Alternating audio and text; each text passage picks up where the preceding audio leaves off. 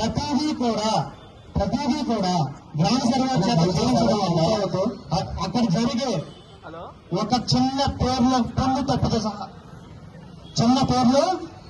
తప్పితే సహా సర్వేలో చేశారు అని చెప్పేసి రైతులు మన మీద సచివాలయంలో కానీ బయట కానీ చాలా మనం న్యూస్ పేపర్లో కూడా చూస్తూనే ఉన్నాం.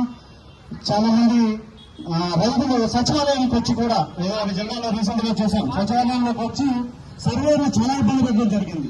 ఇదంతా ఎందుకు జరుగుతుందంటే ఎస్ఓపి ప్రకారం రీసర్వే అనేది గ్రౌండ్ లెవెల్లో అమలు చేయలేకపోవడం వల్ల. ఇది ఎవరు తప్పు? మన తప్ప, రెవెన్యూ వాళ్ళు తప్ప? ఎందుకంటే నువ్వు ఫీల్డ్కి వెళ్తున్నప్పుడు ఈ రోజు ఈఆర్ఓ రాలేదనుకోండి, ఫీల్డ్కి ఆసుపత్రి ఈఆర్ఓ రానప్పుడు నువ్వు ఎందుకు ఫీల్డ్కి వెళ్తున్నావు? ఆ రోజు నీ ప్రోగ్రెస్ నువ్వు పెట్టాలి కదా, మనం పెట్టలేకపోతున్నాం అట్లా. సో మన ప్లస్ ఇప్పటికి వచ్చింది ఈ డిమాండ్స్ అన్ని మనం తెచ్చుకోవడానికి. ప్లస్ వచ్చేసి రీసర్వే అనేది ఇంతమంది నాకు చైన్ టేబుల్ తో చేసేది కాదు కదా. చైన్ టేబుల్ తో ఇంతమంది చేసిన రీసర్వేలో పెన్సిల్ తో సహా గవర్నమెంట్ వారు సప్లై చేశారు ఇంతమంది గత 100 సంవత్సరాల క్రితం బ్రిటిష్ వారు చేసినప్పుడు. కానీ ఇప్పుడు రీసర్వే అనేది మొత్తం టెక్నికల్ వర్క్. ప్రతిదీ కూడా నువ్వు కంప్యూటర్లో, పీజీస్ లో, ఇంకోటి ఆటో కార్డు కానీ ఎట్లా ప్రతి రికార్డు కూడా నువ్వు ఆన్లైన్ లో చేయాల్సిందే.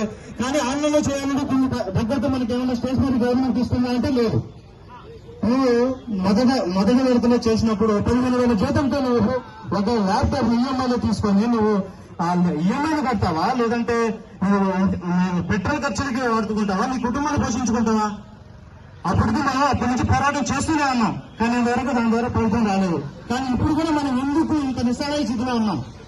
గ్రామ సర్వేలో ఈ మీటింగ్ హాజరమ్మని మనం ఎప్పటి నుంచి చెప్తున్నాం, కానీ మనలో చలనం లేదు. గ్రామ సర్వేలో చలనం లేదు. అప్పటికి ఇప్పుడు చాలా మంది వచ్చారు.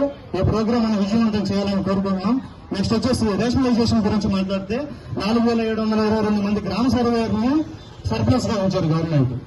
ఓకే, ఈ సర్ప్లస్ గా ఉన్న 4,722 మంది గ్రామ సర్వే యొక్క వారి యొక్క క్వాలిఫికేషన్ బట్టి ఏ డిపార్ట్మెంట్ లో మన అంటే సర్వే సంబంధించినటువంటి రెవెన్యూ